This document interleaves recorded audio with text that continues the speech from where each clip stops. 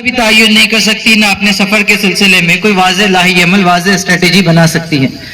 پہلی غلط فہمی جو بہت شدت سے ہم تمام کے اندر پھیلی ہوئی ہے، پھیلائی گئی ہے،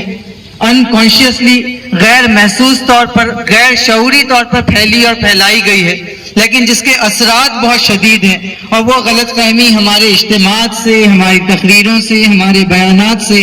ہماری تحریروں سے، ہمارے نیوز پیپر سے، ہماری سوشل میڈیا کی پوسٹ سے، تمام چیزوں سے وہ غلط فہمی پھیلی ہے، اور بڑی شدت سے وہ غلط فہمی مزید پھیلتی جا رہی ہے۔ وہ یہ ہے کہ مسلمان ایک کمزور قوم ہے۔ یہ بہت بڑا جھوٹ ہے،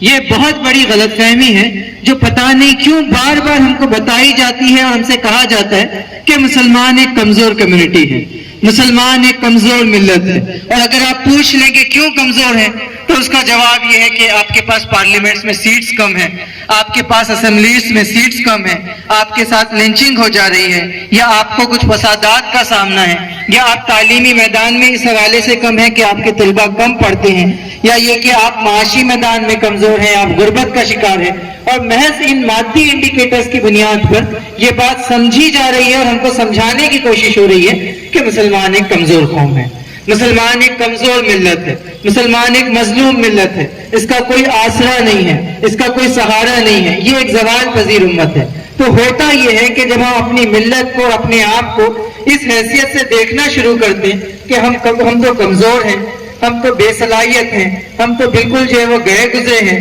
ہم ہر میدان میں پیچھے ہیں، تو کہیں نہ کہیں ہمارا جو مجموعی ایٹیٹیوڈ ہوتا ہے، ہمارا جو رویہ ہوتا ہے، وہ کمزوروں کا بن جاتا ہے، پھر وہ بزدلوں کا بن جاتا ہے، پھر وہ جو ہے وہ ڈرپوک قسم کے لوگوں کا بن جاتا ہے۔ لیکن ہم کو کہیں نہ کہیں رک کے یہ بات سوچنے کی ضرورت ہے کہ آخر وہ قوم، آخر وہ ملت جو اللہ تعالیٰ پر ایمان رکھتی ہے، وہ کیسے کمزور ہو سکتی ہے؟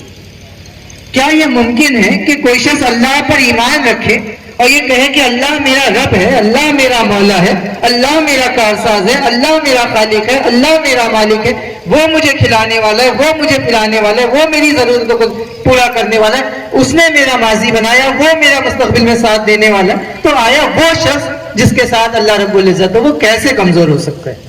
ہم کو اس بات کو سمجھنے کی ضرورت ہے۔ یہ ایک بہت بڑا نفسیاتی حربہ ہے جو ملت اسلامیہ کے خلاف، میرے اور آپ کے خلاف اختیار کیا گیا کہ مجھے اور آپ کو یہ بات سمجھائی جائے کہ ہم کمزور ہیں۔ تو ہم کو اس کنفیوژن سے باہر آنا ہے، ہم کو اس غلط فہمی سے باہر آنا ہے، اور یہ بہت بڑی چیز ہے۔ کسی شخص سے ایک دفعہ یہ بات پوچھی گئی کہ دنیا میں سب سے بڑا پرابلم کیا ہے، دنیا میں سب سے بڑا مسئلہ کیا ہے؟ اس نے کہا the way we see the problem is the main problem۔ اس نے کہا the way we see the problem is the main problem، کہ ہم مسئلے کو کس حیثیت سے دیکھتے ہیں وہ سب سے بڑا مسئلہ ہے۔ تو اگر ایک شیر بھی اپنے آپ کو بکری سمجھنے لگ جائے تو پھر اس کا رویہ بکریوں جیسا ہوگا،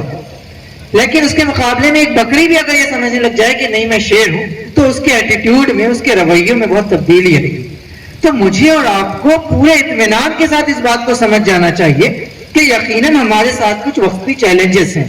ہمارے ساتھ کچھ مسائل ہیں، ہمارے ساتھ کچھ پریشانیاں ہیں، اور صرف ہمارے ساتھ نہیں ہے بلکہ دنیا کے سارے انسانوں کے ساتھ ہے۔ کسی کے ساتھ ایک نوعیت کے تو کسی کے ساتھ دوسرے ہیں۔ کوئی سیاسی محاذ پہ مضبوط ہے تو اخلاقی میدان میں کمزور ہے، کوئی اخلاق کے میدان میں اچھا ہے تو معاشی میدان میں کمزور ہے، کوئی معاشی میدان میں بہتر ہے تو وہ تصور زندگی کے حوالے سے اس کے پاس کوئی واضح بات موجود نہیں ہے، فکری طور پر خلاش ہے۔ تو دنیا میں آپ دیکھیں گے کہ انسانوں کے جتنے گروہ موجود ہیں ان کے ساتھ کچھ مثبت چیزیں شامل ہیں، ان کے ساتھ کچھ منفی چیزیں شامل ہیں۔ ایون مادی اعتبار سے بھی آپ دیکھیں تو ہر قوم کو ہر چیز حاصل نہیں ہے، ہر کسی کے ساتھ کچھ نہ کچھ کرائسس ہے، ہر کسی کے ساتھ کچھ نہ کچھ پریشانی ہے، ہر کسی کے ساتھ کچھ نہ کچھ مشکلات ہیں۔ وہ اس کی اپنی کوتاہیوں کا نتیجہ بھی ہے، وہ اس کی اپنی غلطیوں کا نتیجہ بھی ہے، اس سے آگے بڑھ کر وہ اللہ تعالیٰ کی طرف سے آزمائش بھی ہے، اس کی اللہ تعالیٰ کی طرف سے امتحان بھی ہے۔ تو ہم کو یہ بات سمجھنی ہے اور پورے اعتماد کے ساتھ یہ بات سمجھنی ہے کہ ہم کمزور نہیں ہیں۔